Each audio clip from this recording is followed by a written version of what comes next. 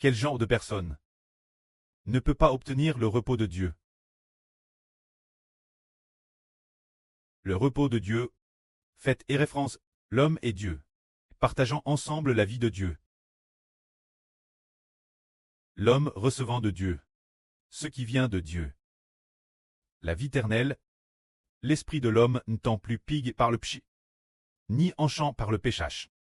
La vie de l'homme vivant pour toujours. Cesse cela jouir du repos de Dieu.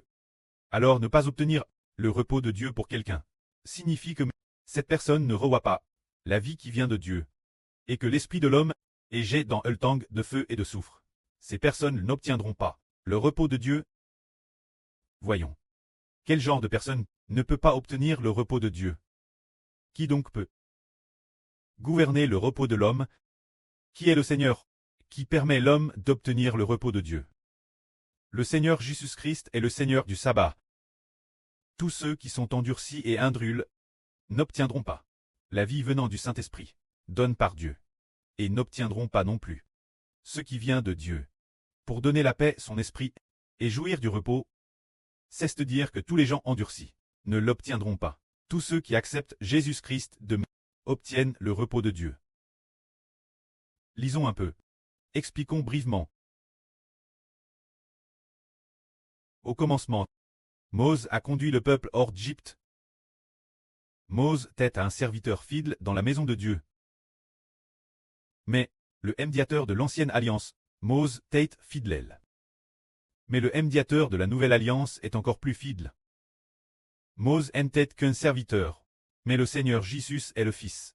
Moïse n'a pas donné sa vie, mais le Seigneur Jésus-Christ a donné sa vie pour l'héritage de la nouvelle alliance de Dieu. Pour les enfants de la nouvelle alliance, on voit ainsi que le Seigneur Jésus-Christ, obéissant Dieu jusqu'à la mort, est encore plus fidèle. Cependant, dans les temps anciens, on cause de la durée des gens de l'époque de Moïse. C'est pourquoi, bien des années plus tard, Dieu, par la bouche de David, a dit dans les psaumes: aujourd'hui, si vous entendez sa voix, n'endurcissez pas vos cœurs, comme Mériba, comme au jour de Massa dans le désert. Ô vos presses, mon temps éprouva, bien qu'ils eussent vu mes œuvres. Pendant 40 ans, j'ai pris cette génération en dégoût. Et j'ai dit: c'est un peuple dont le cœur est égaré. Ils ne connaissent pas mes voies.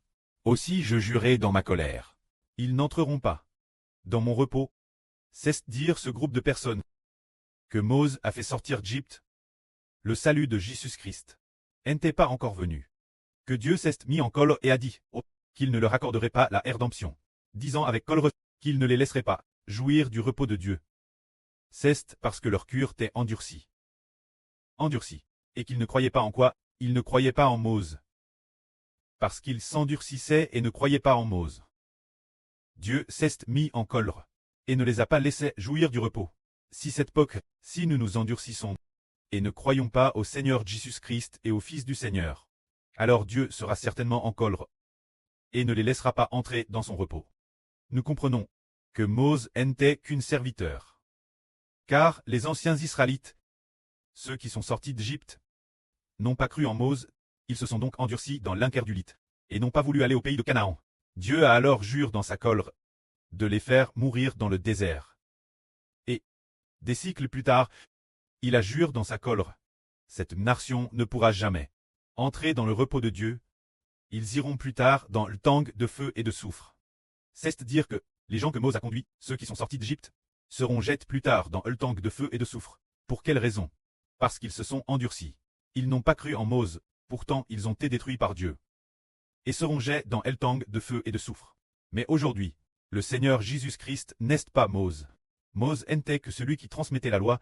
Les gens, cause de leur incrédulité, sont jetés dans le tang de feu et de soufre. Mais le Seigneur Jésus-Christ est le Fils, le Fils de Dieu. Celui qui a été crucifié, Jésus, qui est devenu le salut de l'humanité. Si quelqu'un ne croit pas en Jésus, El Pétre au Hébreu dit en vrai qu'il sera certainement maudit. Certainement jet dans le tang de feu et de soufre, et qu'il priera certainement, car si les gens n'ont pas cru en Moïse, lui on résiste, et ont pourtant provoqué la colère de Dieu, privent de son repos, et seront l'avenir, jets dans Hultang de feu et de soufre, combien plus en sera-t-il de ceux qui ne croient pas au Fils de Dieu le Créateur. De plus ce Fils est celui qui décide si l'homme entre ou non dans le repos, et qui décide aussi si l'homme va au jour des morts, ou s'il ressuscite pour la vie éternelle, ou s'il est jet dans Hultang de feu et de soufre. Tout cela est sous le contrôle de la main du Seigneur Jésus. Si l'on s'endurcit et ne croit pas en Jésus, on priera certainement. C'est pourquoi nous disons que, si quelqu'un se rebelle contre le Seigneur Jésus et n'accepte pas son salut, il priera certainement que la gloire soit auprès et au Seigneur. Amen.